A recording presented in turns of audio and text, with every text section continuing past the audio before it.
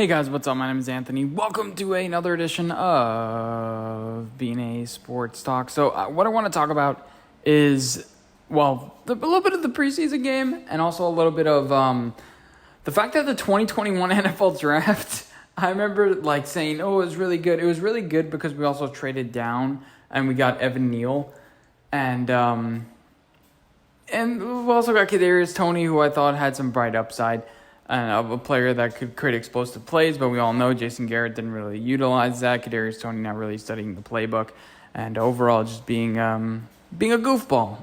And I saw it coming. I was there for the afternoon practices, and you heard some rumblings that he wasn't the most focused person, and he kind of blossomed in that last year. And it's always a concern when a player all of a sudden blossoms in that last year because they're ultra focused, which is why I'm at least a little bit concerned about Jalen Hyatt too, because it took him into the last year to really become, the player that he ended up being. But we got a touchdown last night.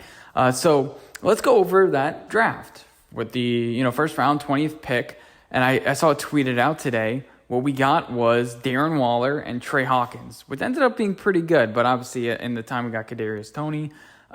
With the second pick, probably my least favorite pick, I guess you could say, at the time was Azeez Ojulari.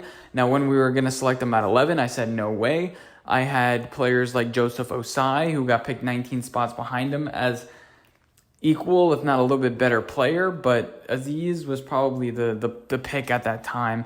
Ideally, if whatever, he would have been like the 60th pick to me. But, I mean, they're just picking hairs there. It's not really. And Azeez Ojulari has been injury prone throughout his entire career. You can call him injury prone. And then, overall he's been a solid pick. If his projection of what he is, that's a great pick. You can't project the guy getting injured. That's really tough unless it's a guy who, that's on his resume. And I think there was something with him coming out or something. That's the reason why he dropped. But that was like a heart condition, I think, if I'm remembering that right. But anyway, in the third round, we traded up for Aaron Robinson, I believe, with the 72nd pick. This one I wasn't too crazy for either. It's kind of lukewarm. Okay, more corner depth. Aaron Robinson. At the time, we had Bradbury and Adoree', and that was fine, But he didn't wow me at any points. It was that's probably a fourth-round corner that we got in the third round. But I was kind of weird with the infatuation of Aaron Robinson. He had some skills, but overall, not great. And then in the fourth round, we had Elerson Smith, who, a lot of, the Brett Colemans of the world, they come out with videos saying, no, this prospect is really, really good.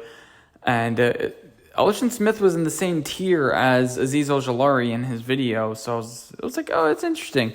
But Elerson Smith apparently doesn't exist because he got cut. So far, you have a player get traded. A player is going to be a solid edge too. You have a player that is probably going to get cut. You have a player that already got cut. And in the fifth round, we got Rodarius Williams, who just got cut. And then sixth, we have Gary Brightwell, who I think will get cut. So that's one player, Azeez Ojulari. That's your 2021 NFL Draft. Now, let's talk about the game. I watched bits and pieces of it. Mainly the highlights, to be totally honest with you. And you're going to see a bunch of takeaways. So I just want to speak about the Giants, can just speak about how hyped I am of this upcoming season. I'll be working on my NFL predictions, I think, this weekend. I'm going to do it based on the coach quarterback. I'll break down all the schedules and kind of do like I have over the past couple of years. I have some time, so that's what I am going to do. Just to fill some time. I don't want to mention a lot of what's going on in my personal life, but I am now in a 2-year degree to become a full-time meteorologist. And I realize when you don't have a job, you have a lot of free time. So that's what I'm going to do. Oh, yeah, but just some takeaways from the game. Evan Neal, I don't think he'll ever be like a legit, a star. And we'll see what he ends up getting paid in the future.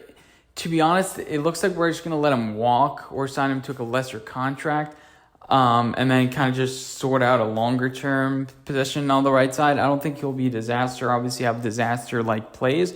But just remember, Jedrick Wills was drafted 10th overall and see where he is now. He's not a great tackle, Mekhi Becton. So these things happen. I think he'll be serviceable. especially with the run game. And as long as he's not a disaster, we'll be fine. John Michael Schmitz continues to impress.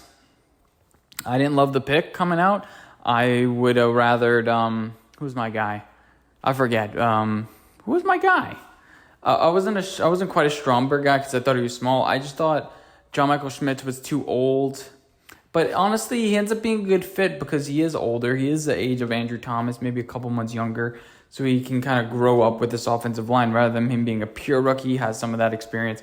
I just worry about his ceiling. But if you, come on, it's a center. Let's not, pick everything like it's the ends of the world. So John Michael Schmitz ends up being good. Darren Waller, I'm just so excited about this offense.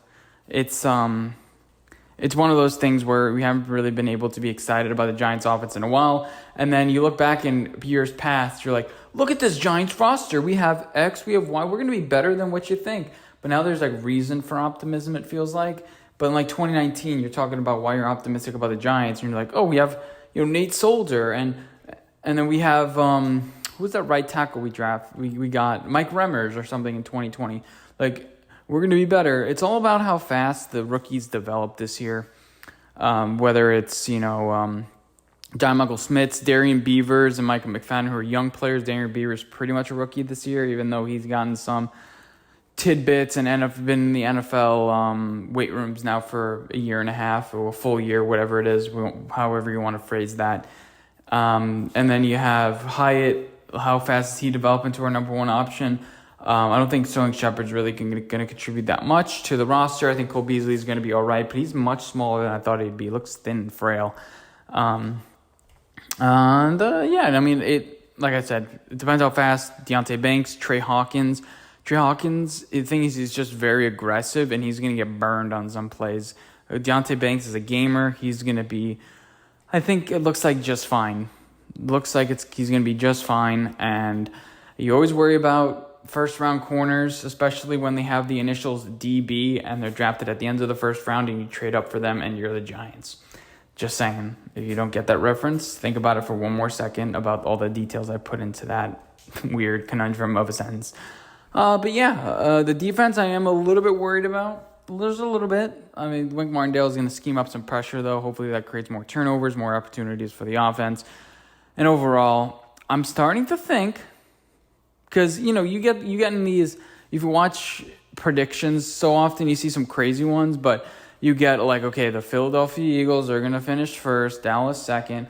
The NFC East hasn't had a repeat champion in 20 years, so remember that too. But you get, Eagles first, Cowboys second, Giants third, Washington fourth, whatever they want to change their name to. It's are we sure about that? Exactly how it finished last year? Maybe the ultimate finality to everything that's been crazy over the last few years is to be the exact same. But I think the Giants are a better team than the Cowboys. Now, I made videos in the past, and then even Joe Shane admitted last year that the talent gap was crazy. But we hung in some of those games. It looks like we'll see what Dak Prescott, his turnover thing, because it looks like Daniel Jones in the second year of the system. And a story that I haven't shared, because I haven't really been doing these in a while, is that a coach was talking about the Senior Bowl and that Gardner Minshew was able to comprehend the offense quicker because they only have the playbook for 2 days before they actually go and practice. And he said Daniel Jones needed more time. And what happened? Eventually, Daniel Jones came around to it. So he puts in the work and he wants to truly understand what's going on. Now he can show flashes like in the Bucs game that he's a gamer, but he also needs that time in the offense to thrive. And let him lay it out for you. Now, what I am curious is, did Daniel Jones not throw it deep last year because the coaches were telling him, or because he was scared to make mistakes, or was it because guys just weren't open? But guys were open a lot of the time.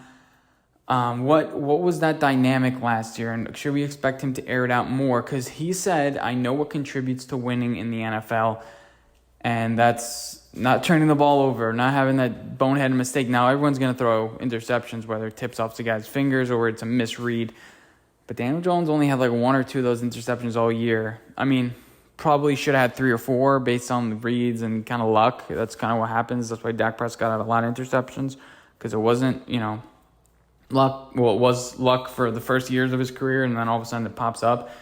regression to the mean. But I am like really looking forward to this year. 3 weeks until Giants football. And as far as things on the channel, I just want to start producing content, just making content. And we'll see what goes from there. I'm going to try to do some fun short stuff and plays. I just need to get back in the routine. I keep on saying that, but I really do. And now I have free time to do that. But yeah, hope you guys did enjoy. Let me know what you guys think, and I'll see you guys in my next video. I'm sure that I missed a point or two that I wanted to mention, but we'll keep it and end it there. Bye, guys.